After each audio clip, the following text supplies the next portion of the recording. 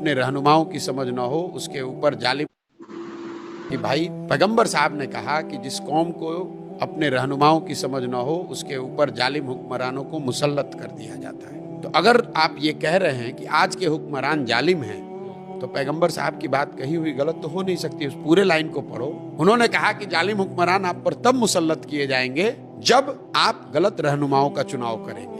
तो आप खुद ही कह रहे हैं कि आज के जो रहनुमा हैं, आपने जिनको रहनुमा बनाया, आज के जो हुक्मरान है वो जालिम है। इसका मतलब है कि जिसको आपने रहनुमा बनाया वो गलत आदमी था। कुरान की शुरुआत का पहला वर्ड है इकरा। इकरा का मतलब है पढ़ो।